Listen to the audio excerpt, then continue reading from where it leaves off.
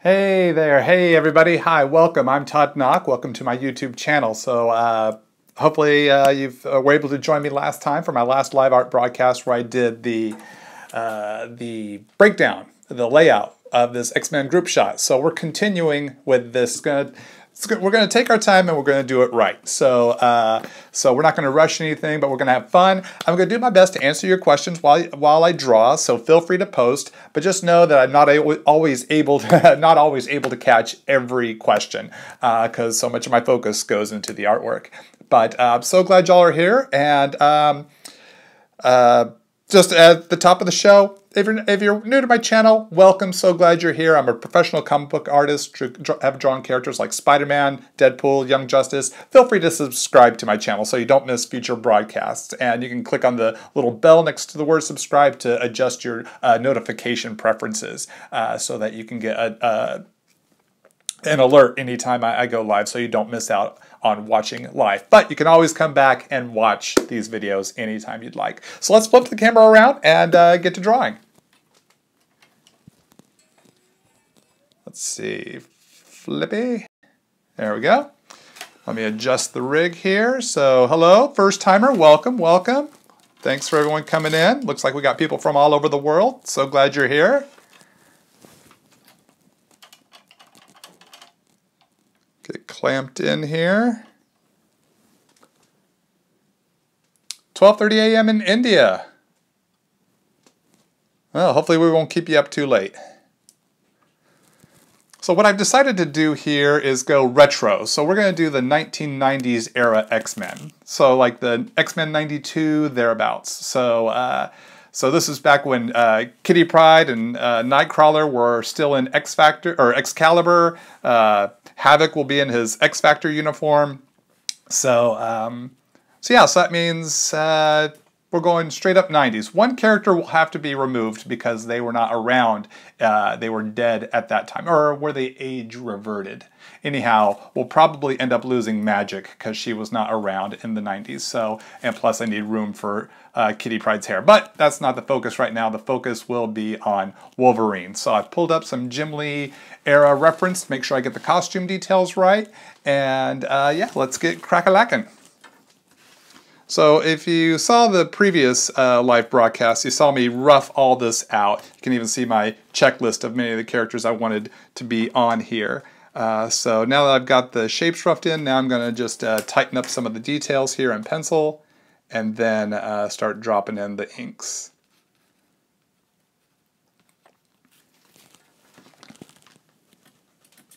Got the eyes set a little too low. Eyes should be about midway from the top of the head to the chin. Let's structure that out a little bit more.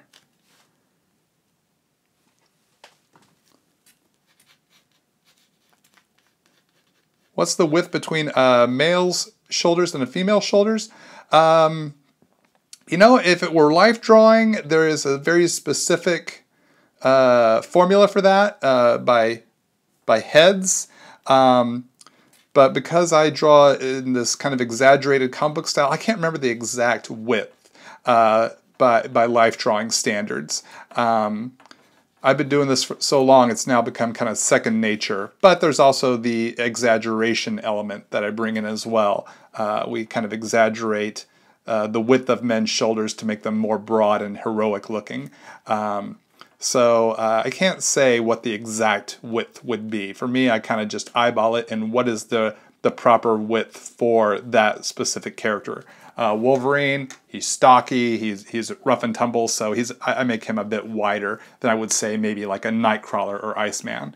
And Colossus would be even wider because he's just this big, hulking, you know, man of metal. So I really want to exaggerate that width to convey the illusion of more power.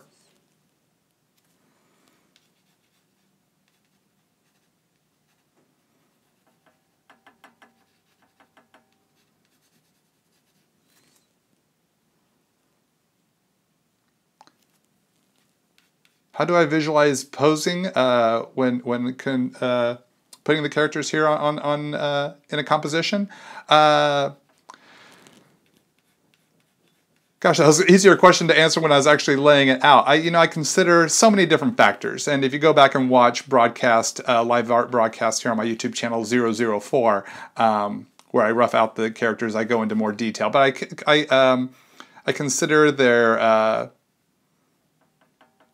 who the character is, their body type, their powers, their costume colors, their personalities, their relationships to other characters, and what is the, in a sense, story I want to tell. Let's push this in here a little closer so y'all can see a little more of the detail of the face. Sorry for the jostling, gang. I apologize for that.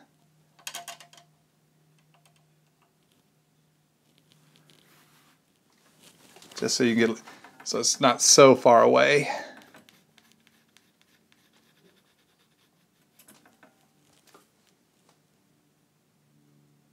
First time watcher, thank you for tuning in. Glad you're here. Hope you'll subscribe to my channel. Who's the most challenging character to draw?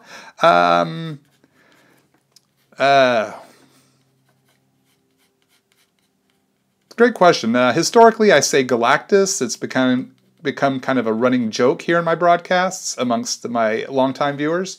But really, it's any character that I'm not familiar with drawing. It takes a lot of practice to get to know a character, to get a character's personality, to kind of capture that spark. So it's really any character that I'm not familiar with that is the most challenging, because I have to find, quote unquote, find who they are. Find my take on them to make them look right. Let's start dropping in some of his costume elements. This will be shoulder pad Wolverine. What comics am I working on currently? Let's see, some stuff I can't talk about, but my latest comic book, Thor: Where Walk the Frost Giants, is a one-shot that just came out this week. So be sure to hit the comic shops and pick that up. I know it's sold out at some stores. Some fans were telling me, or they snagged the last copy. So hopefully call your shop ahead of time, make sure they have a copy, and they pull one for you.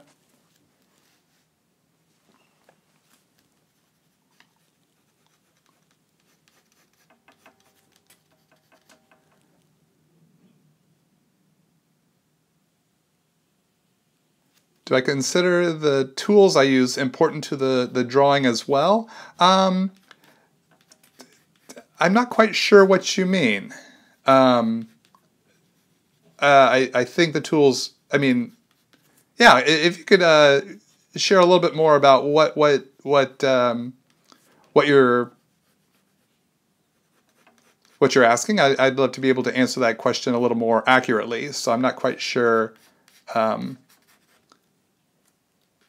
what you might mean. So please do feel free to expound.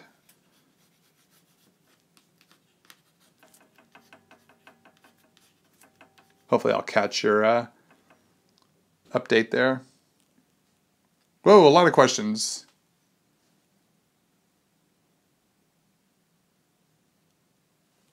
Wow, there's a lot of questions. Do I know the colorist and writer through the internet? Yes, we do become internet friends with most of the creators I work with. So like my colorist Rochelle Rosenberg and we interact via email and social media. We do see each other at conventions. We were actually seated next to each other at New York Comic Con, so my wife and I got to hang out with Rochelle and her husband for the weekend. So that was fun. I mean, we were busy the whole time, you know, focusing on interacting with our fans and working on our commissions and stuff. But we did get a chance to chat every now and again. So, you know, yeah, we definitely definitely do interact on social media. Oh, are high quality tools important to get better at drawing, or not at all? No, it's not. High quality tools are not necessarily needed to get better. What is needed to get better is continued practice. And then as your skills improve, you'll start to find what tools work for you. Like you can use, sorry, I was totally off screen there. I apologize for that. Just tightening up this arm over here. So high quality tools isn't the focus. It's drawing regularly is the focus. You can draw with a number 2 lead pencil, and it's not going to make a difference between that and some high priced drafting pencil. It's lead on paper. So now you will find maybe certain tools appeal to you more than other tools, and some tools might be more pricey than other tools. But don't get caught up too much in the quality of the tool as much as just keep drawing. That's where you're going to get better, is continuing to draw. Your tools will level up as you need them to, or you can afford for them to. But you could be a beginner with the highest priced pencils and pens, and if you don't know what to do with them, they're really no different than using a number 2 lead pencil and a Pigma Micron marker. Have I ever drawn any characters like Judge Death or Death from Sandman? Yes, I drew Death from Sandman just about a month or so ago for a New York Comic Con pre-con commission, a headshot of her. You can see that on. You can see how she turned out on my other social media pages like Instagram, which I'm at Todd Nauck, or Twitter at Todd Nauck, or the Art of Todd Nauck Facebook page. And all my social media links will be edited into the info of this video after the broadcast. So you can come back, and of course those links are at the bottom of the info of every one of my videos here on YouTube. So you can always find me on those social media pages fairly easily. Whoa, I missed that long question there. Something about adaptations, I think.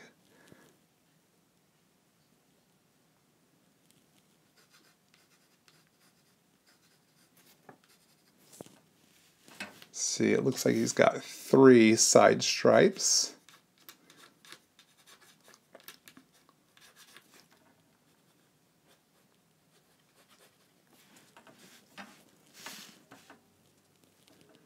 Sorry, gang, I've pushed in here so tight, and Wolverine's such a large figure on this page. Sup with you?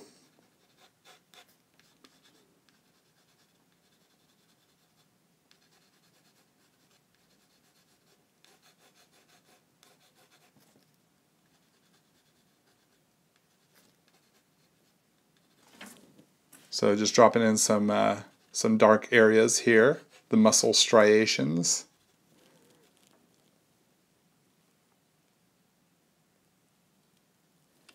This is not the inking part, but we probably will be getting to inks here fairly soon. I'm just tightening up some of the pencils here, and then I'm going to take this to inks. We're only doing Wolverine today. Today is just Wolverine Day. I'll do 1 or 2 characters per broadcast until we get the line art done, and then we'll see how many characters I'll do during each coloring session.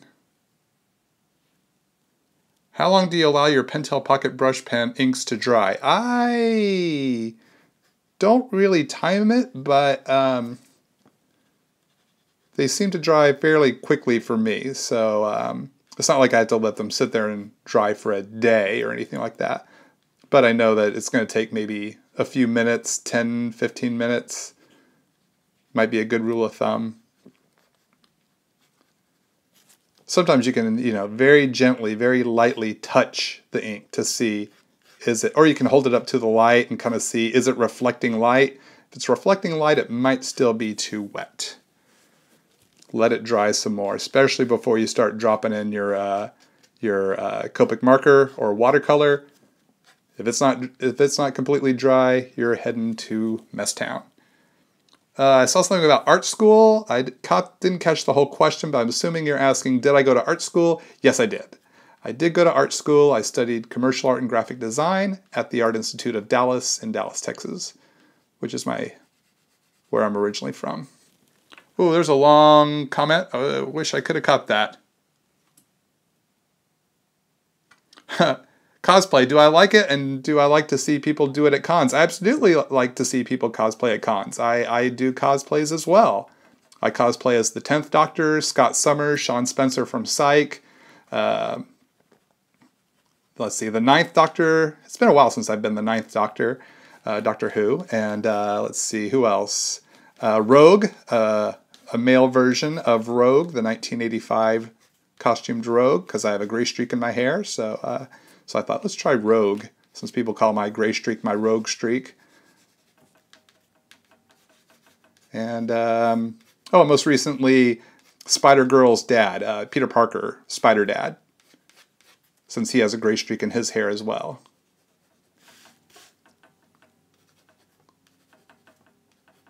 Spider-Girl from the Marvel Comics 2 universe. That version of Peter Parker. So yeah, I definitely like cosplay. I'm friends with a number of cosplayers. They do, I think the people that like really like do like, I don't know if they're professional cosplay. I guess they're considered professional cosplay. Those who end up being guests at conventions, they do amazing work. And it's fun just to meet fans. I've been taking photos with cosplayers for years. So yeah, I'm definitely cool with cosplay. I think it's a really fun expression of a person's fandom.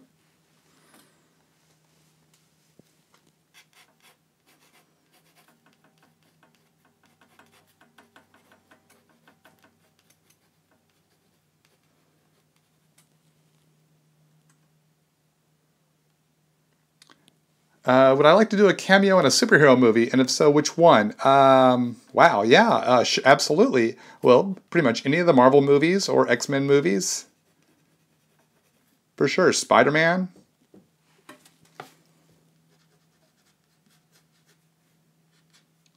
That'd be really cool.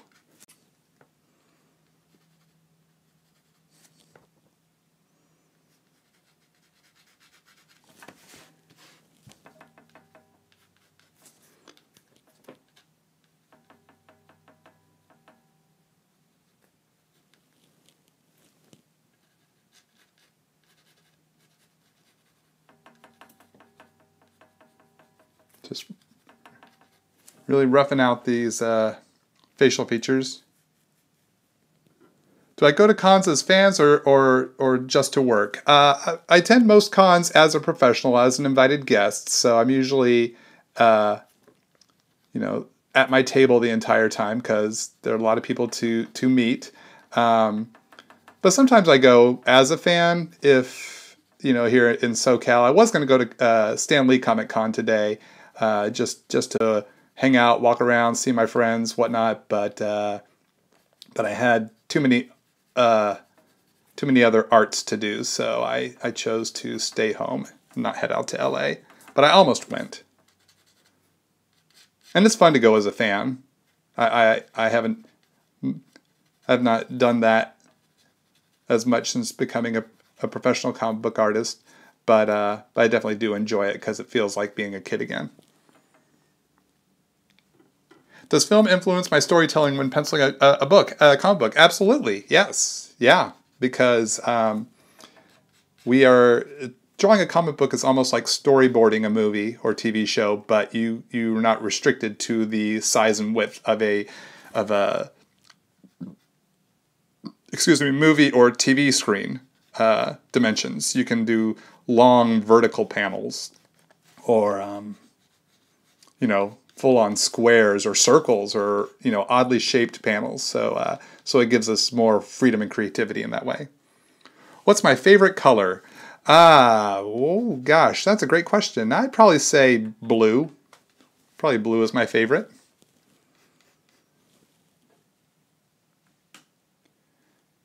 How about doing a Justice League version of a group shot? I just may do that someday.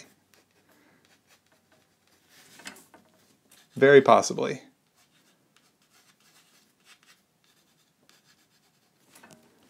All right, so I just about got Wolverine roughed in here the way I want. Let me get some of these leg muscles worked in here.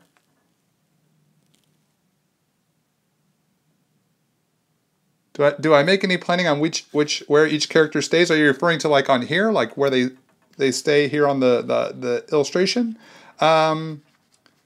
Like I kind of just initially visualized it. Like I could see Wolverine in the front, certain characters I went up front, and then as I worked my way backwards into the background, kind of made things up as I went along. If you go back and watch live art broadcast 004, the sketch stage, I really discuss my thinking and placement of the characters. Is there a comic book I'm working on that you can look forward to? Absolutely, yes. Yes, I am.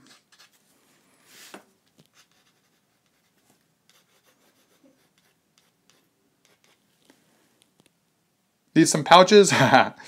We will see some pouches on some of these X-Men. Missed a question there about artist and panels. If you'd like to repost that, please feel free. Hopefully I'll catch the repost. All right, so I think Wolvie is just about ready for some inks here. Do I ever dislike my style?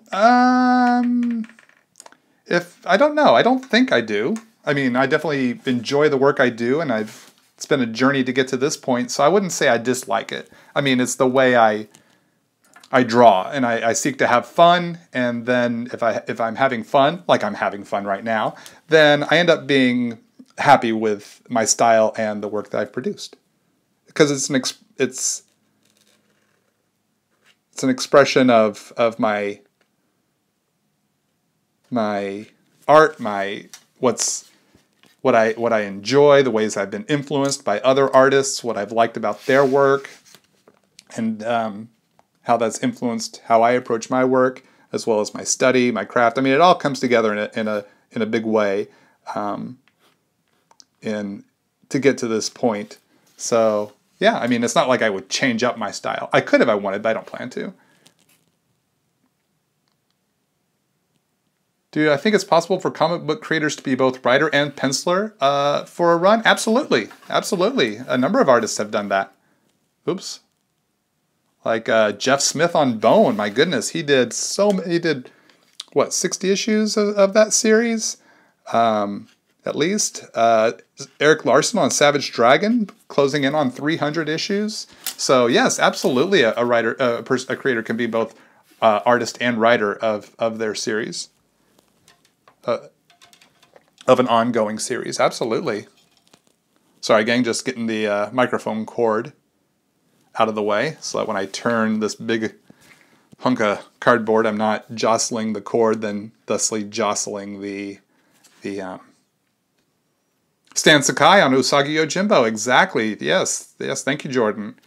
Michael Allred on Mad Men.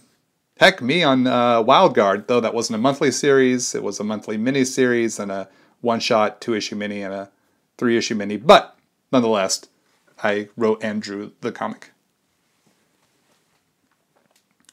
Is it ever tricky to pick the lines to ink when roughed in at this style? It can be. It can be, yes. And sometimes when it does get tricky, I bring the pen, take the eraser, not remove the lines I don't need, so I can hone in on the lines I do need. There was a question about how did I find my style? I think that was the question. Did I read that right? Let's see. How do I express this? Oh, just for those of y'all playing along, inking with the 08 Pigma Micron for the initial lines here, and this was a French curve that I used here on Wolvie's mask, so I can get a nice, clean, curved line. It's like a ruler for curved lines. So it makes drawing these lines a lot cleaner and nicer. What paper do I have trouble drawing on? The only paper that I have trouble drawing on are sketch covers before that came out before 2014. Anything with a gloss on it is bad news. So,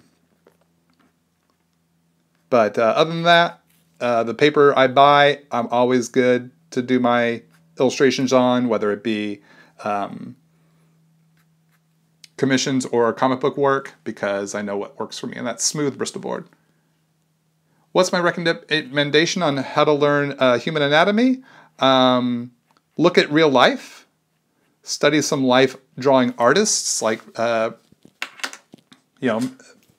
instructional masters. I grew up learning Bern Hogarth from Bern Hogarth books at the Art Institute. So that's the one I drew from the most.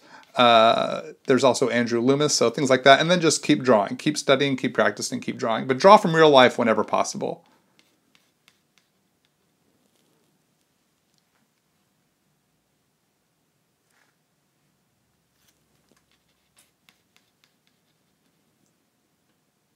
George Bridgman, yep, that's another huge one. Absolutely. So any of those three, you're probably going to do fine with. What is my opinion on inking with a traditional brush? I think it's fantastic. I love seeing inkers who ink with a traditional brush. Absolutely.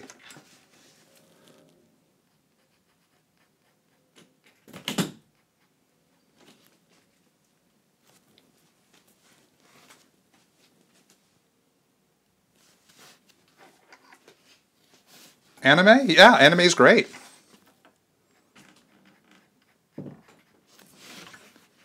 I think someone had asked about developing one's own style. I don't know if you had posted a follow-up to your question there, but as far as style goes, the quick nuts and bolts on that would be you're going to be influenced by your favorite comic book creators, more than likely. Most all of us are. And that's cool. Feel free to be influenced and inspired by your favorite comic book creators. I'm still inspired by so many of my friends that create comic books. Love seeing their work. You know, the most important thing is to draw. And not a lot of people go, how do I find my style? I'm trying to find my style. I say, don't worry about that. Don't try so hard. It's kind of like looking for love. You know, they say you find love when you're not looking for it. Like when you're not looking to fall in love, that's when you fall in love. That's when it happens. I think that can kind of be said for finding one's art style. The harder you try to find it, the more elusive it can become. So just draw. Just draw and translate the world through your... Oops. Let me get this back on screen. Apologize for that, gang. Draw as you do, and your style will emerge. I like to say, you don't find your style finds you. Now we can, you know, my style is definitely influenced by my favorite X-Men artists from when I was growing up. Absolutely. But there came a point where I call those my training wheels. The training wheels came off and I headed in my own direction. People recognize Todd Nauck art for Todd Nauck art because there are certain things that have just become signature my style, the way I approach drawing my faces or noses or hands or things like that. Just like I can notice an Arthur Adams illustration or an Humberto Ramos or a J. Scott Campbell or a Jim Lee. You know, it's just over the course of time, these are the signature elements that developed with what they do. So don't worry too much about finding your style. Just draw and your style will emerge and evolve. It will evolve. My style has evolved. If you look at what I did on Young Justice to what I did on SpiderMan to what I did on Nightcrawler, you'll see it's changed quite a bit. Because I'm learning and it's evolving, it's growing. I'm hoping to find ways to do things better. Do things better. How do you get more exposure? Keep posting your artwork. I'm assuming that's what you're referring to since we're doing artwork here. If you want more exposure for your art, post regularly. Develop your fan base. It's slow going, but as long as you're consistent, it's going to grow.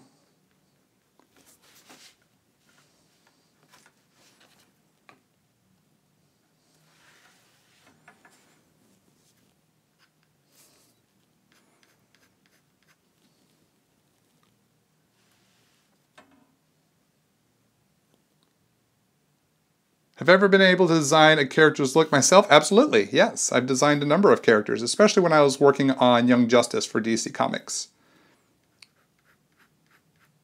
I co-created The Secret. I came up with the designs for The Secret, Empress, Little Lobo, Slobo, and any of the villains we created. Aguas and Gaz, the Acolyte. Yeah. And then, of course, I created my own characters in my creator-owned series, Wild Guard, and my new online comic strip, Jacko Mantern. The pumpkin that walks like a man. What do I do if I mess up inking a frame? Do I redo it? Depends on how bad the mess up is. Rarely is it so bad that I have to like start over. In fact, I can't even really think of a time where I had to start over. What I have had to do was just break out some whiteout and white out the mistake. And artists have been doing that for as long as there have been comic books. You can find old Jack Kirby pages with whiteout and redraw on it. And when I say redraw, like he has redrawn what needed to be tweaked. And you can pretty much find that for every comic book artist.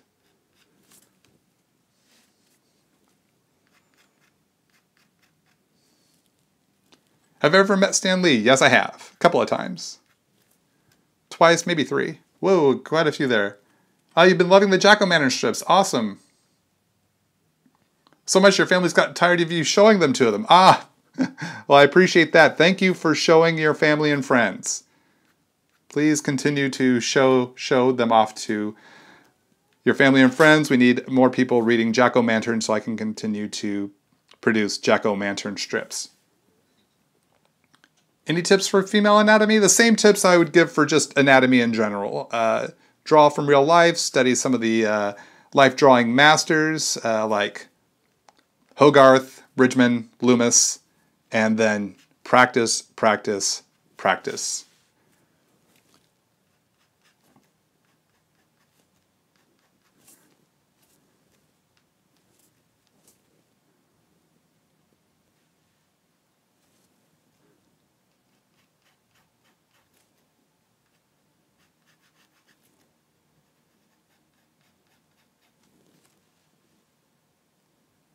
Is this broadcast made of potatoes too? Haha, someone's been reading Jack-O-Lantern.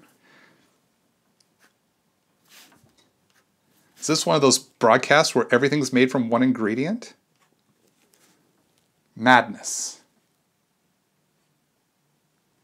How brutal is the comic book industry? Like breaking in and finding jobs? I haven't seen anyone be like beaten up to like a bloody pulp. I haven't seen that level of brutality. Not quite sure what you mean exactly by brutal.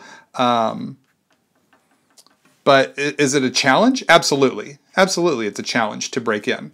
It's, but everything is a challenge. No matter what job it is, there's going to be a challenge to break in. Whether you want to be anything, really. I mean, whether you want a job drawing comics, you want to play on a sports team, you want to sing professionally or flip burgers at a burger joint, there's more than one. Usually, there's more than one person applying for that job, but somebody's got to get the job, and that was what kept me going, trying to break in. It's like, yeah, I'm not breaking in yet, but I hope to someday. Somebody's got to draw these comics that I'm reading, and I hope to be one of those people.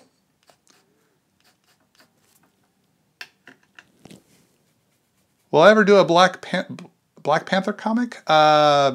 If Marvel ever asked me to, I'd definitely consider it. I have done a Black Panther cover. Hardest DC character to draw, the movie version of Bane. Why? That face mask. I hate it. I probably will never draw that version of Bane ever again. At least as a commission. Someone commissioned or requested that character as a commission at a comic book convention. I'm like, oh, sure, sounds fun. Got to work on it. It's like, oh my gosh, this mask is taking me forever. Something about digital art. Do I do digital art? Yes, I just started doing digital art this year. In fact, my Jack-O-Lantern strips are completely drawn digitally. It's a way for me to practice doing my digital art. Can you only break in by going to cons and showing off your portfolio? No mail-ins, right? I don't know. I don't know about mail-ins. I don't know if there's an embargo on that from the publishers, so I can't say. But going to conventions is a way to to break in. And it's good to get to a convention if you can, because you want to meet the editor, develop a relationship. You know, even if you don't get a job your first time, hopefully you'll see those editors again at future cons and they'll see your growth. That's what happened for me when I was trying to break in as a youth. This one editor she would always come out to the Dallas conventions because she was originally from Dallas. She had family there, so I kept seeing her con after con after con. And finally, I got to a point where she said, I'll buy one gag off of you for Marvel's humor comic book called What The? And so I sent her in some gags, and I was still in art school, and she liked the 2 X-Men ones I'd done, and she goes, put these 2 X-Men ones together and make them a 1-page, 2-panel gag, and that's how I created Mutant Mishaps, and that was my first paid published work. So definitely the cons is good. I was also able to get work at DC, my first work at DC Comics in the 1990s, late 90s, by mailing in my samples. So I know they were still accepting sample submissions through the mail in the 90s, but have things changed here in 20 years? I don't know.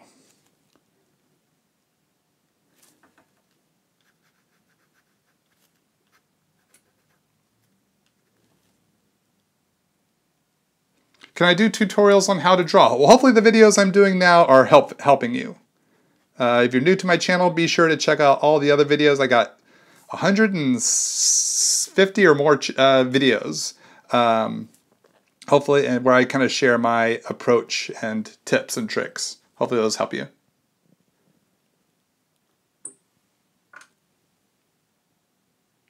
Do I like to listen to music while I draw? I like to listen to TV shows and movies.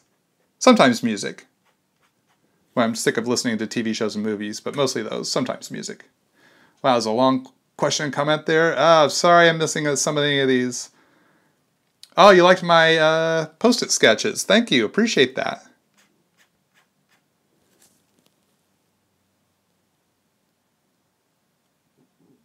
Wow, some of these are so long I can't read them all. My videos have definitely helped you, especially with shadows and highlights. Awesome. Glad to hear that. Glad to hear that my videos have been a help to you. Thank you for watching.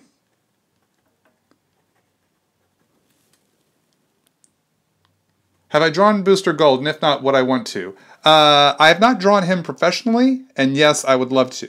I would love to draw a Booster Gold comic book or comic book series. Absolutely. Booster Gold is one of my favorite DC characters, especially when he's partnered up with Blue Beetle.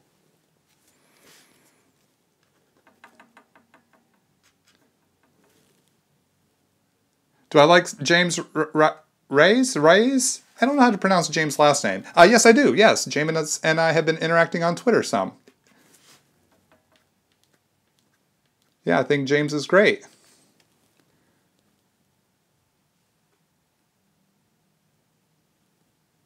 What inspires me? Creating. Putting lines down on paper, having the fun of creating something. What can I do next? What can I do this day? This is not cover art. No, this is not, and it's not a commission either. It's a piece I'm doing because so many people have asked, how do you draw a group shot? So I thought, you know what? I got this X-Men cover. Let's do an X-Men video series here. So this is strictly for this video series. I'm doing this for you guys so that y'all can see how this is done. But definitely these sketch covers are not for print. So you will not see this as a finished cover on a Marvel comic.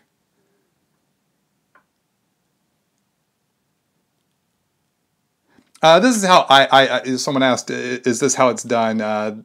Just the sketching and then filling it in with the inks. Yeah, usually when I do pieces like this, I just pencil in enough that I know where the information is, and then I just go for it. If this were a comic book, I'd probably pencil a little bit more tightly so my editor could see exactly what it is I'm doing, you know, facial expressions and stuff. But yeah, but for a piece like this, yeah, I don't spend too much time penciling because I know I'm going to come in and ink it up. And I want to keep more of the magic in the inks. If I over pencil it, then it kind of kills some of the spontaneity of the line.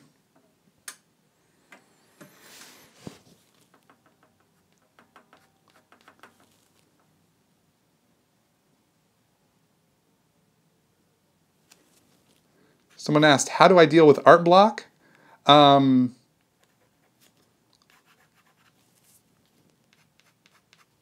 I'm having answer block right now. Actually, I touch on this in, I'm pretty sure I touched on this in fairly significant detail at the end of broadcast 004 here on my YouTube channel. So you might want to go and check that out for a very detailed and impassioned answer. But essentially, to give you the nuts and bolts here, if you want to know more information, then be sure to check out the end of that video. Several different factors. And I have to kind of go through my checklist if I have art block. So usually, first off, am I tired or hungry? Do I need a recharge? Do I need to take a nap? Do I need to get a good night's sleep? Do I need to eat something? Do I need to take a break from the drawing board? Sometimes, and oftentimes, that's a critical thing going on inside of me, is I need a rest. Or I'm pushing myself too hard to create something. Another thing that can cause art block is, do I have unrealistic expectations? Am I comparing my work to someone else's? Am I looking at Jim Lee illustrations and thinking, oh, I got to draw just like Jim Lee, so I'm putting this pressure on being something that I am not? Now, it's okay for me to be inspired by Jim Lee or my other favorite artists, or to be challenged to up my game, but to try to be just like them, not a good idea. Not what I am made to do. I do not need to be Jim Lee. We already have Jim Lee. I don't have to be Arthur Adams. We have Arthur Adams. I don't have to be Humberto Ramos. We already have Humberto Ramos. I got to be Todd Nauck. Now, can looking at Jim Lee, Arthur Adams, or Humberto Ramos's artwork inspire me? Influence me? Absolutely. If it pushes me to learn something new, or to do something, to do my best work, great. But if it makes me discouraged that I'm not drawing just like them, then I'm in this weird place where I gotta turn my thinking around, not get caught up in comparison. I think sometimes that's where art block can come for us, is when we compare our work to someone else's and we feel disappointed or discouraged. And there are other things that maybe I need to level up my game by trying something new. I'm stagnating, so have I been doing the same thing over and over again? And I need, if it's not that I'm tired or that I have unrealistic expectations or putting undue pressure on myself to be something I'm not, then it's do I need to find a way to learn something new and level up in a new way.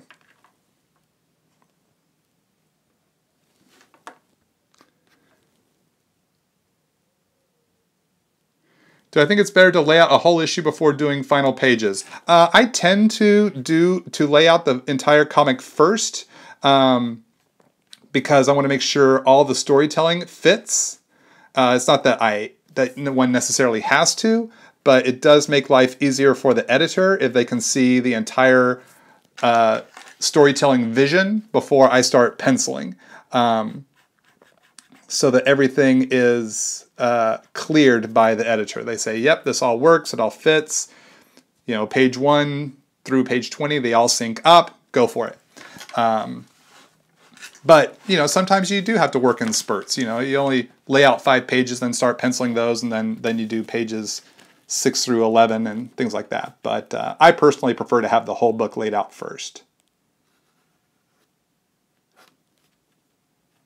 just to ensure that I'm not missing anything story-wise or reference-wise. Thanks for the kind words, gang. What are my thoughts on Bruce Timm? Love his work. Legendary guy. Real nice guy, too. Finally got to meet him earlier. Was it earlier this year? Yeah, I think it was. Or was it late last year? Can't remember where I met him. Met him out in Hollywood at an event. But a real nice guy. Love his artwork. He definitely created a signature style that defined the DC animated universe for a good long time. Oh, let's see. Someone from Brazil. I don't speak Portuguese, but I appreciate you coming by. Do I get nervous when drawing in front of people? Not anymore, no. When I was younger, absolutely. Absolutely. Now I don't. Because it's my job.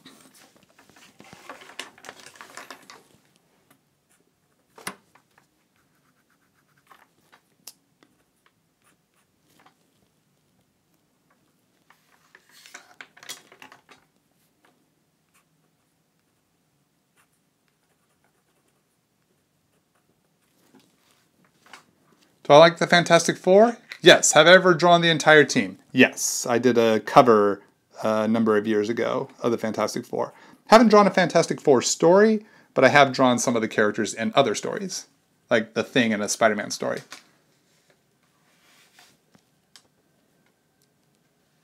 Have I ever been to the DC headquarters? The ones in Burbank? Actually, I've been to the ones when they used to be in Manhattan, in New York City. And I also have been to the ones in Burbank, yes. Still friends with my friends at DC Comics, even though I work for Marvel now.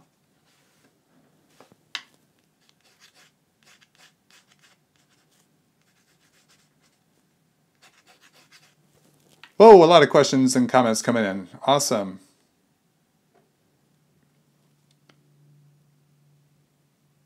Trying to draw, I missed the whole thing there, but you're trying to draw Batman Beyond drop kicking someone. Very cool, very cool. How you should approach that. Sorry, just tightening up my claws here before I commit to inking them. You know, look at reference of, do a search for drop kicks.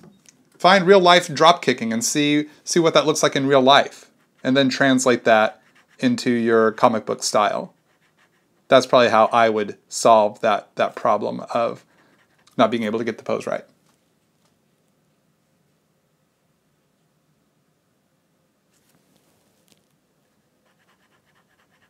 See, I didn't catch the whole thing there, but we met at Long Beach Comic Con. You finished your first comic. Congratulations on that. Good job. That's a feat unto itself. Some people don't even get there, so good for you. That's the thing, gang, is if you want to be a comic book artist, you got to learn how to see a project through to the end, even before you break in.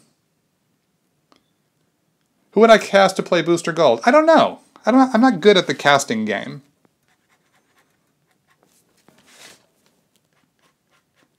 So I couldn't say. I mean, I'd heard rumor that of maybe Nathan Fillion would like to play Booster Gold, and I could see that. But as far as who would I cast, I wouldn't be able to say.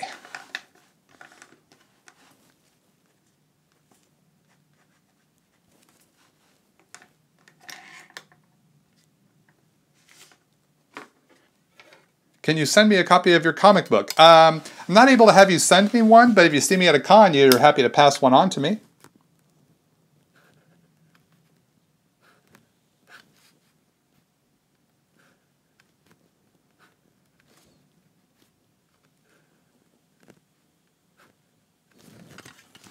Oops, didn't realize I was off screen. Sorry about that, gang. I feel so bad when I do that.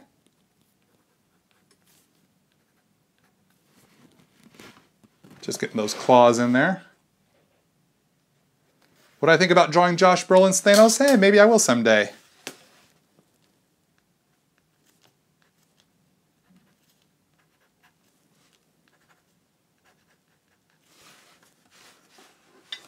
All right, gotta get these other claws dropped in here.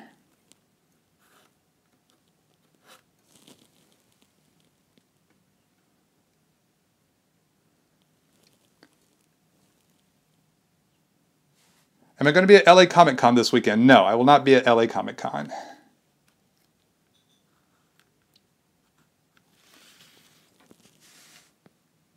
What do I think of digital art? I think it's great, and I'm learning how to do that now myself. I think it's an excellent tool that can be used to create our art.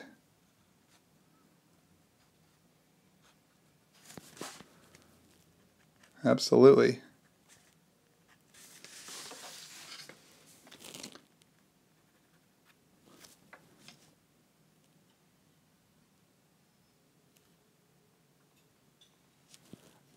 I just hit puberty and bam, I've got mutant. I'm a mutant. What are my powers? Really fun question. I like that. I like how creatively you have crafted your question there. What are my mutant powers? I've just hit puberty and what are my mutant powers? For me, I always thought it'd be fun to be telekinetic. Move things with my mind. So that would be my mutant power, telekinesis.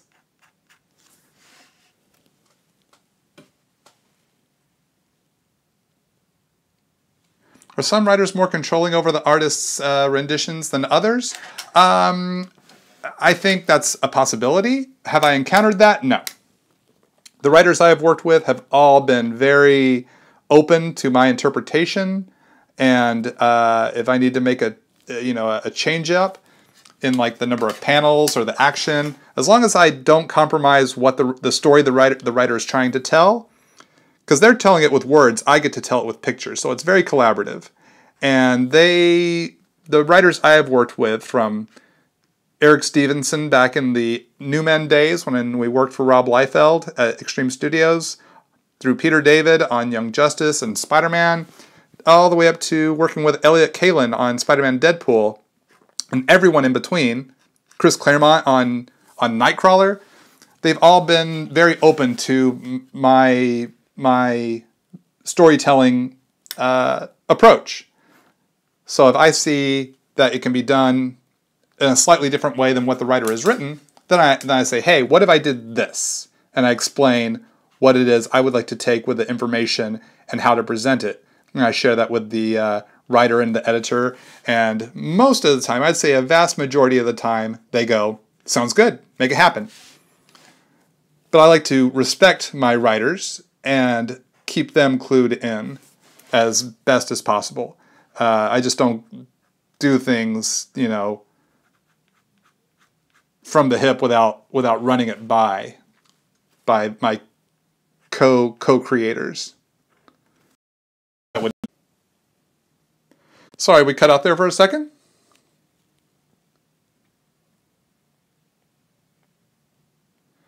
If I get good enough at kinesis, I could tear apart atoms. I missed the rest of it there, but yeah, I definitely got to practice. Just like with drawing or anything we want to do, including our superpowers, we've got to practice. That's why mutants have danger rooms. You got to practice your abilities. You just can't go out in the field and expect to I can now fight Sabretooth or Sentinels. It's like, no, you're going to get your hinder handed to you if you're not killed. So you got to practice. And that same goes with drawing comics. You got to practice, otherwise you will get your hinder handed to you by your editor. Of course, you probably wouldn't, who knows how far you could make it into getting a job if you haven't had the practice and skills. So you got to be ready. It's not like you get your job and then now I've got to learn how to draw a 20-page comic. You start drawing 20-page comics. Do I like watching cooking shows? I guess I'd have to say maybe not so much, because I don't really watch cooking shows. So I assume it's because I don't like them. Though I used to watch one back when I was a kid on the Nashville channel. It's one hosted by what was her name? Florence Henderson, the mom from the original Brady Bunch TV show. This was back in the 80s when I was a kid. And I used to watch that show because of this one segment by these. Now, I'm not into country music, so it was odd that I was watching the Nashville channel. I don't know how I came across. Oh, I guess I came across the show by flipping channels.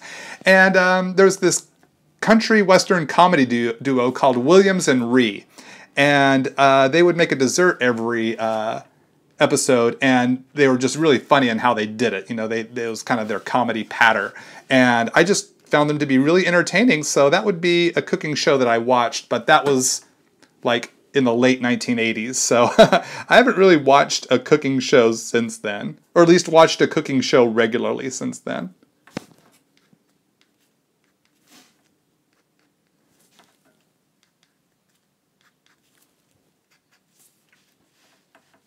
Thank you. Thank you for the kind words, gang.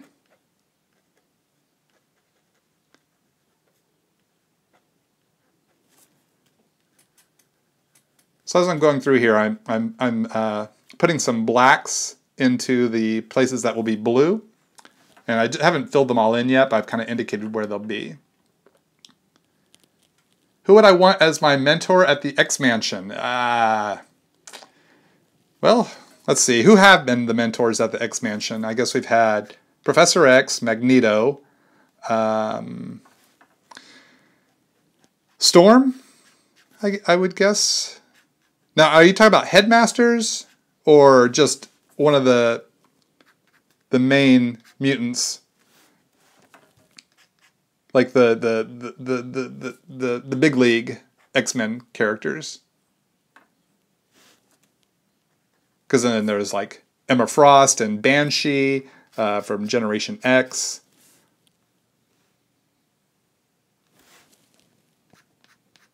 But I'd probably say the Beast.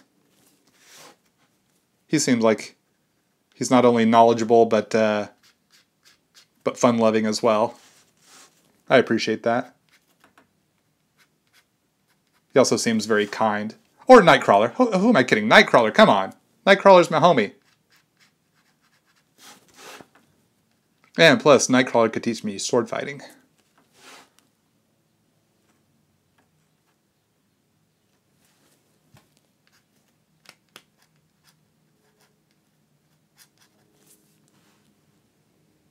Wow, can I visually see an image in my mind, or the pose on my mind before it's on the page? In a sense, yes. Like when I was doing this, I kind of had I had a vision for what I wanted to do for the most part. Didn't have every character visualized yet, but I had a generalized vision. I could see at least Wolverine here in the front and some of the other characters, and then I kind of made it up as I went along. But it's not always a clear-cut image. It's not like I see it crystal clear.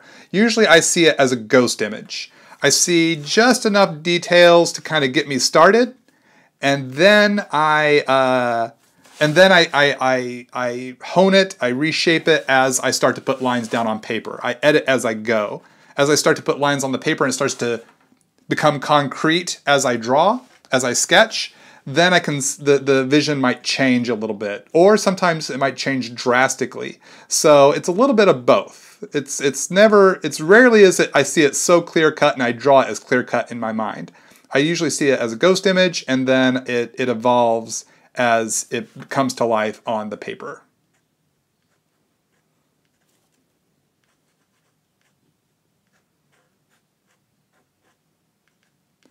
So a lot of people ask, how do you put the blacks on like a blue area there? So I consider the light source, usually coming from above, and the blacks is where the shadow would be. The open part is where I'll put color, so that's almost like the highlight. So it's like right here on the shoulder neck muscles. I consider each grouping, and then we have the clavicle, and then onto the chest right there. Same on the other side. The little X is where I'll be going in and filling in the black. I wait to do that until after I erase. So it's learn the shapes of your muscles, and I discuss a lot of this in detail in my Spawn 3-part video and in my Spidey Venom live stream. But learn the shapes, consider the shapes, and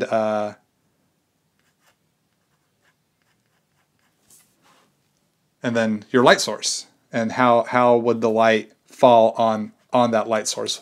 What would the light hit? Put the dark part, the shadow, the black part on the opposite side. Takes a lot of practice.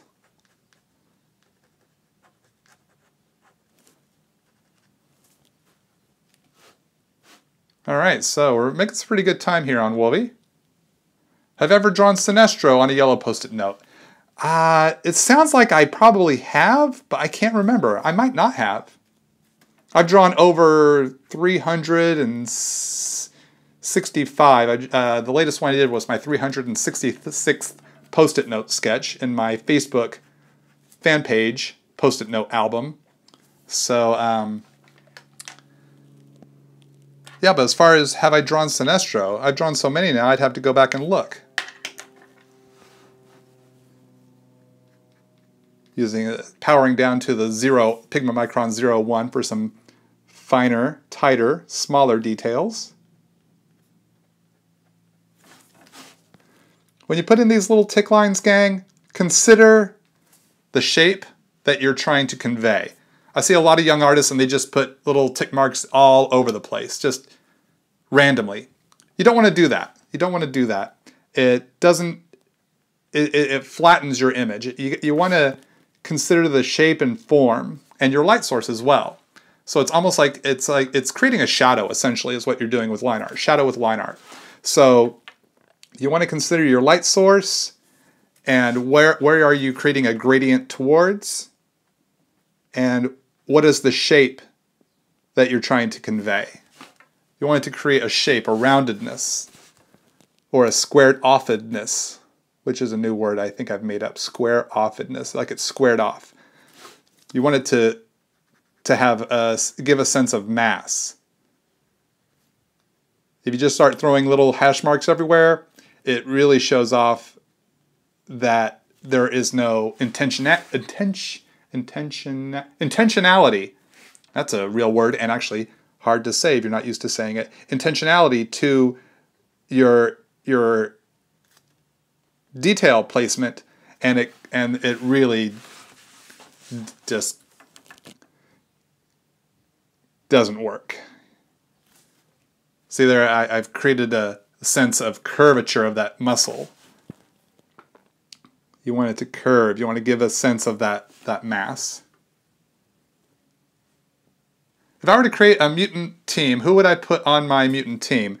Really fun question. Probably some of my favorites. So that would be Nightcrawler and Kitty Pryde, Colossus and Rogue, Iceman. Those 5 for sure. So now for the arm hair.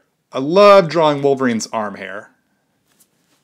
Again, it's the intentionality and creating shape and form.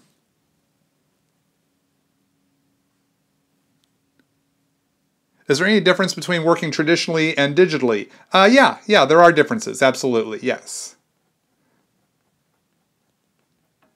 Digitally, if you mess up, you can just hit Control-Z and start over, or do that line or that color swatch or whatever again.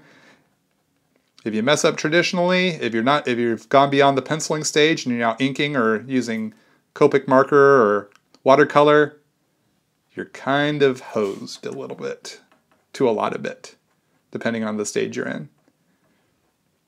But as far as like actually having to create art, it's very similar. I mean, I've got to use my art skills either way. I've got to use my knowledge of shape and form, lighting, storytelling. Whether it's digital or traditional, I'm still doing the same job in a sense. I'm trying to tell a story visually. But there are aspects of the digital a lot of aspects that I'm learning now.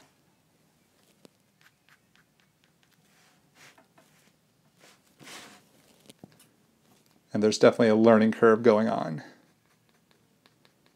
But doing my Jack-O-Lantern strips is helping me achieve that. It's teaching me while I learn. It's like just going for it. Done a lot of practice, but now I'm at a point where it's just like, let's just flip and go for it, And it's actually helping me grow a bit faster because I'm just not overthinking it. It's just like, okay, get it done. Get the strips done so I can post them on a regular to semi-regular basis. Just something I do in my free time. Or semi-free time. They definitely are an investment because of the learning curve. I don't just churn those out, It's definitely not quick and easy for me yet. A lot of people say, oh, drawing digitally, you can work so much more faster, it's so much more time efficient. Not when you're in the middle of the learning curve, at least for me. Did I draw in middle school and high school? Yes, I did. I've drawn, my earliest memories are of drawing, so I've been drawing all my life. And I've been drawing comic books for half of my life. This year I've just crossed the halfway point. So now from here on out, have drawn comics professionally longer than I've not drawn professional comic books. And this is referring to when I broke in full-time working for Rob Liefeld, not from when I got my first paid published work. I was still trying to break in at that point. That was just my first job, but I wasn't doing it regularly. I still worked other jobs. So how about those green apple Skittles? Green apple Skittles. Not a fan of the green apple. Now, I don't mind green apple Skittles. Don't get me wrong. It's not, I'm saying green apple Skittles are bad. They're actually good. They're tasty. I like the green apple candy flavors. I just do not think they belong in the current classic pack of Skittles. It's the wrong flavor combination. It doesn't pair well with grape, strawberry, orange, and lemon. It's just the wrong flavor combination. It needs to be in its own pack of specialty Skittles. You know how they have like tropical or the berry flavors? They need something where green apple fits there, like carnival flavors, green apple, cotton candy, corn dog. I don't know, corn dog Skittles. Come on, Willy Wonka style. That's where green apple needs to be, not with... It overpowers grape, orange, strawberry, and lemon. That's just my personal opinion. I know I'm not alone. We've discussed this on Twitter, and I'm assuming you saw the Twitter postings a few weeks ago. Someone tweeted me an image of a Skittles vending machine where you can customize your Skittles flavor packet. You get to pick which fruits you want in there, and it's not just the regular 5. And it's like, oh my gosh. I think it might have been in Japan. It could have been here in the States. I'm not sure. I don't know. I didn't bother to ask where is this photo from. But then it started this whole Twitter conversation about green apple Skittles. All right, let's see. Let's finish off Wolvie's face here.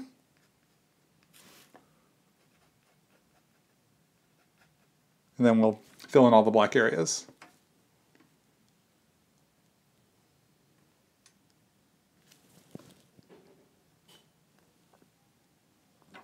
Opinion on muffins. They are something that exists, yes. I don't eat a lot of muffins. I'm not a big muffin connoisseur. I mean, I'm not against baked goods, but I like a blueberry muffins. Probably are my favorite, but I rarely eat them.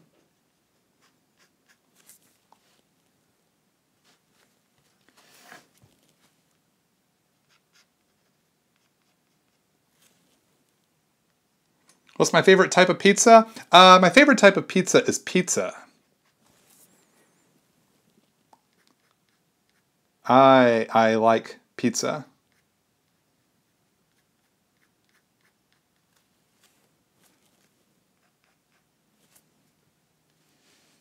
So when it comes to favorite, it's do you got pizza? If so, that's my favorite. What do I think of a Booster Gold, Blue Beetle, Kitty Pryde, Nightcrawler team-up? Yes, that would be a story I'd want to see. Absolutely. All my favorite characters in one story. Would love that. Have I ever found myself jealous of another artist's style? I don't know if I found myself jealous. Interesting way of putting that. I don't know if I would say I found myself jealous. Maybe when I was younger, I dreamed or wished or hoped I could draw as good as my favorite artists. And, you know, I would practice and get frustrated and try again. So, but I don't know if I was jealous that they had their style and I had mine. I think I was probably jealous of their quality, but, you know, I had to keep working so I could get there. You know, there's no other way around that. It's like being jealous would have been a waste of time and energy because being jealous gets me nothing. But working, you know, striving to hone my craft, I'm going to get to that place. And that was my main goal, was to draw comics professionally. So I don't know if I would say necessarily I was jealous, but I wouldn't be surprised if jealousy might have been a thought at some point, because I'm human and I feel all sorts of emotions. But I can't say, oh yeah, I was so jealous.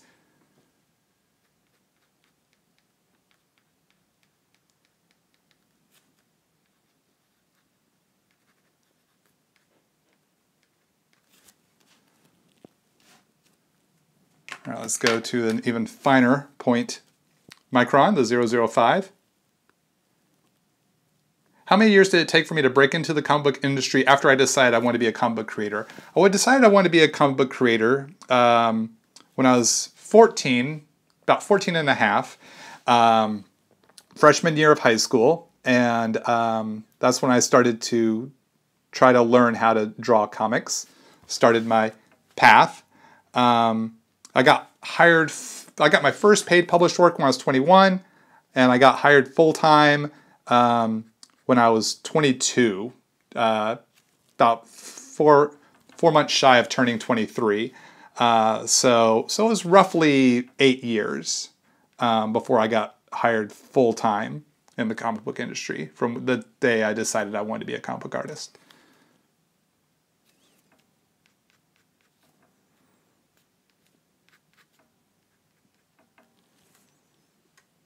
Do you have to go to college to be a comic book artist? I don't think you have to go to college. Some artists have broken in on sheer talent. I found going to art school very beneficial for me.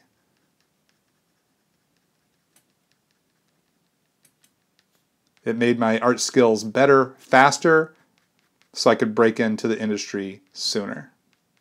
And I got hired full-time. I got my first paid published work, that one I was telling you about, while I was still in art school. And I got to actually use that comic in my graduation portfolio. And then Rob Liefeld discovered me about 1 year to the month after I graduated Art Institute, and hired me. So yeah, going to school can be very beneficial.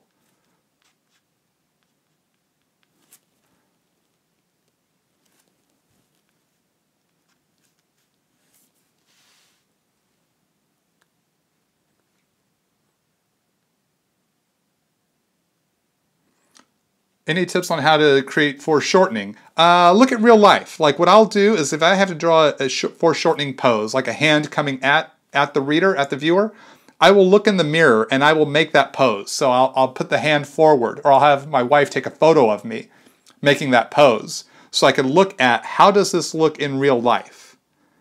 How does the body foreshorten? How does the hand and the arms, how does that all recess towards the background?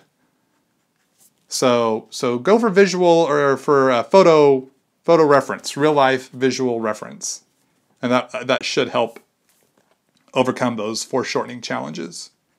And also, photo reference can be like, I can search photo reference as well. All right, so we've pretty much got Wolvie inked here, and he's not quite done. We still have to fill in all these black areas. What I want to do is a quick light erasing of just the Wolvie pencils. Want to make sure I don't erase the other characters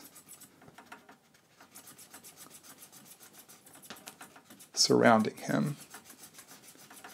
So I'm using the Statler Mars plastic eraser here. It's just a brand I use. Nothing special about it. You and your show are awesome. Well, thank you. I'm glad you like my show. Thanks for watching my show. Hope you're subscribing. For those that you have just tuned in, I hope y'all be willing and interested in subscribing to my channel for future art broadcasts and posted videos.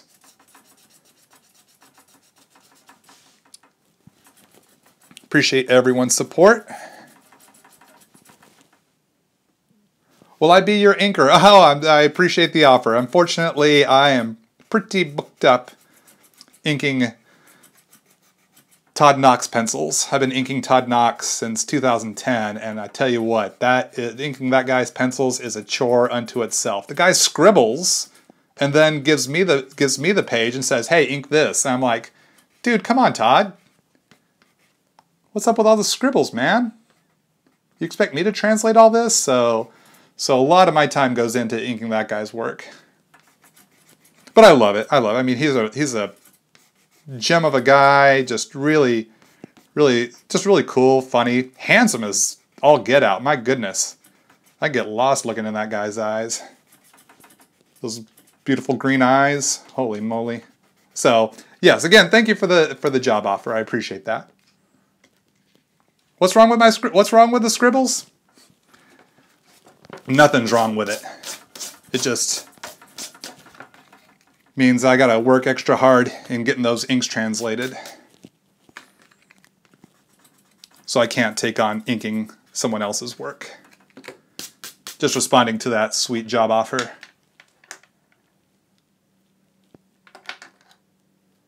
How many characters in this cover right now? We're at about 18 or 19.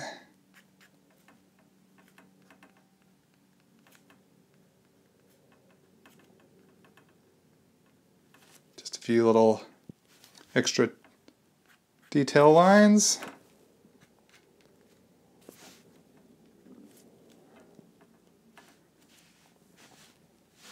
All right. Sometimes it's nice, once I erase, I can kind of see, oh, I want to add some more details here. I need to finish that line there.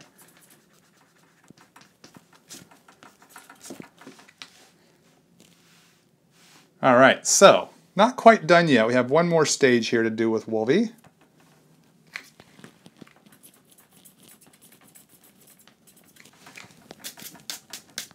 Favorite graphic novel?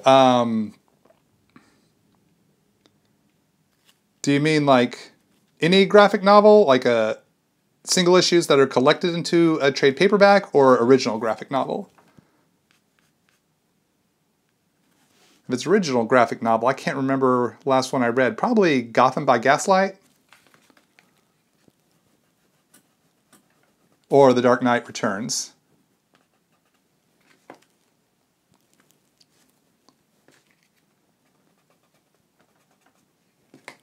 Actually, I can't believe it. It's been all these years and I'd never gotten X-Men God Loves, Man Kills.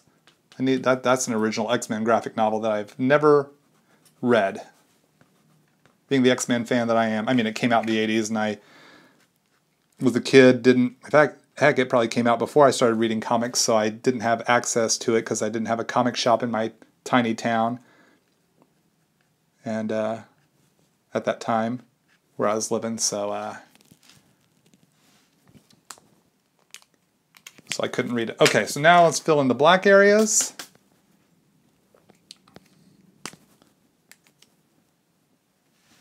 And do I have a composition for the background? Yes, there's not much background to see here, but there are little parts, and they'll be addressed when I get to those parts. For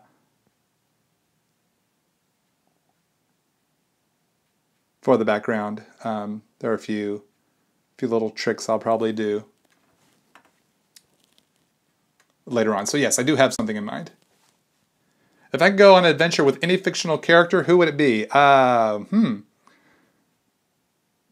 probably the Doctor. Doctor Who? Because with the TARDIS you can go anywhere.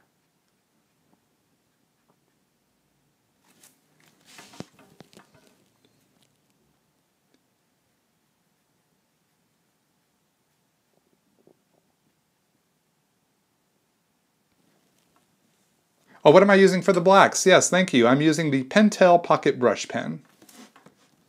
Let me slide that back into place.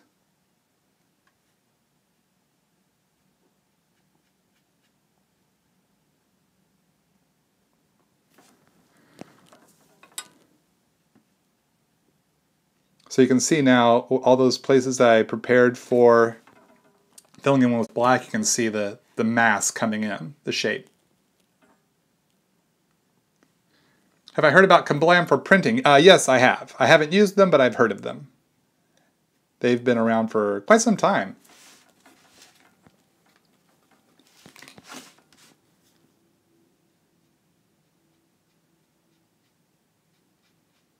So if you young artists, if you've created a comic book and you want, an affordable way, you can only afford to print up so many copies, you can go through Kablam and print as many, however many copies you need printed. So you create your own comic and you want to have something to show editors, have it printed through Kablam, take the copies that you can afford to, you can only afford to have 10 printed up, 25 printed up. Kablam, I think, is able to do that for you. And then you have something you can take to conventions to hand off to editors.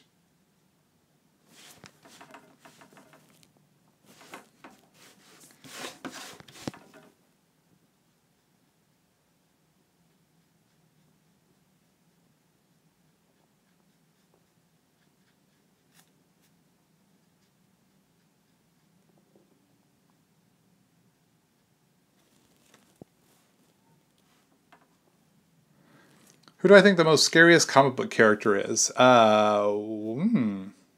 Interesting question. Most scariest. I don't know. Who do you think is the most scariest? Most scariest? Is that... I guess we don't need the word most there, huh? I guess it would just be, who do you think is the scariest comic book character? Great question, since we're heading into Halloween on Tuesday. Oops. So sorry, gang. Just filled in this spot right here.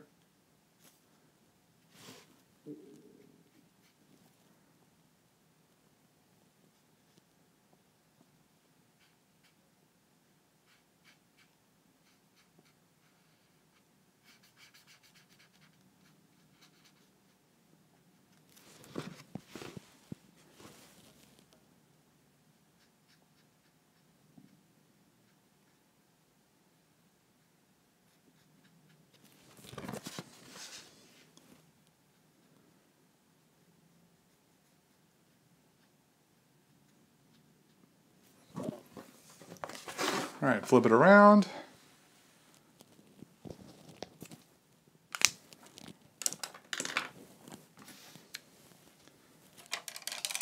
Pan back a little bit here. And there's Wolverine. First X-Men done. So what I'll do is I'll flip the camera around and we'll tackle a few questions I might have missed during the broadcast. So let's wrap up this show with a little Q&A.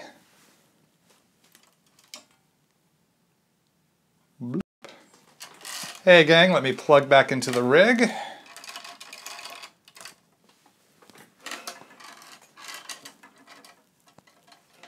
There we go.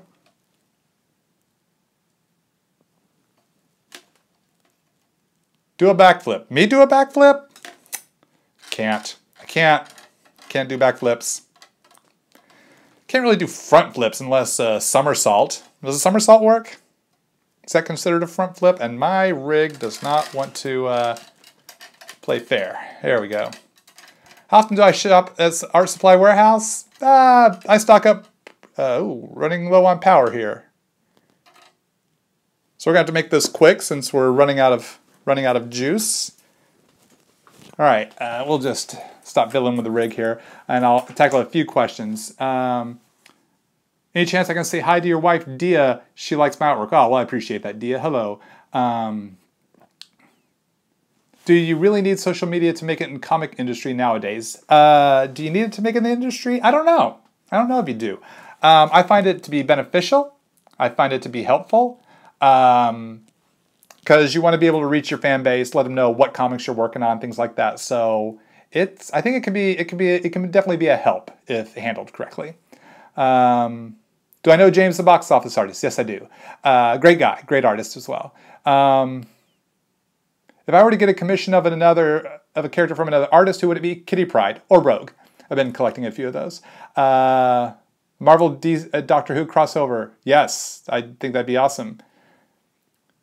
Whoa, some of these happening fast. Let's see if we can tackle a few here. It's so hard to get money for anything when you're 16. Someday I will get a commission rolling, but you're so busy. Good to stay busy. Stay in school. Keep working there. You missed the live stream. Well, you missed the live part. I mean, we're wrapping up the live part, but you can always come back and rewatch. Please do come back and rewatch. Plan to give online sessions for drawing. I hope these are helpful for you. Hopefully I can do other things in the future, but I hope that what I'm doing now is beneficial for you. Some people have said that it's beneficial for them, so I appreciate that. I'm glad it's working out. I appreciate that inspiration. Thanks so much for watching. What's the best way to start out? If you're interested in publishing your own comics, create your stories. And then you can publish digitally, at the very least. Sell your comics at conventions. You know, you start small, you grow there. You build up an audience, build up that audience. It's slow, but if you keep at it, it can grow. So the main thing is create and have fun. Do I have a pull box at my local comic shop? Yes, I do. Have I ever read Last Man, a French manga? No, I have not. Any books to study for comic book artists? Yeah, How to Draw Comics the Marvel Way is a good foundational book. Is the hair streak natural or am I rogue? Yes, both. It is natural, and yeah, people call it my rogue streak. Any tips for beginners? Draw. Just draw. Have fun. Draw. There's a lot to learn, especially if you want to be a comic book artist. A lot to learn, so just start drawing. Draw all sorts of things. Draw people, draw cars, draw buildings, and start telling stories at some point.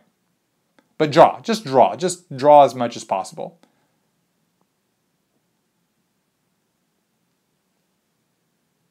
Do I use a drafting chair? Yes, I do. I've been sitting on this chair for about 20 some odd years. What's my favorite TV show? I have a lot of favorite TV shows, but one of my all-time favorites is The Office. Also like Psych, Doctor Who, Mystery Science Theater, 24, IT Crowd. Lots of shows.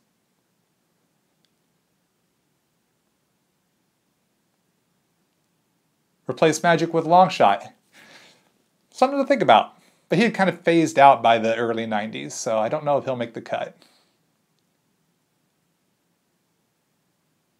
Thanks for the kind words, gang. Do I use colored pencils? Not really. Desk angle in degrees? I'd probably say 20, give or take. Did Annette show up? No, she did not show up. I guess she did show up a little bit. She passed a note to me, but that was it. That was all. Thanks a lot, Annette. Here I am working without Annette again. Longtime viewers know that, you know, when I'm doing my live broadcast, I'm working without Annette. You just never know what's going to happen when you're working without Annette. It's because Annette doesn't show up for the broadcasts. Ever used ink washes? Not regularly, no. But I have experimented with them. They're a lot of fun. Would I draw a Kitty Pryde Booster Gold mashup? Something to consider.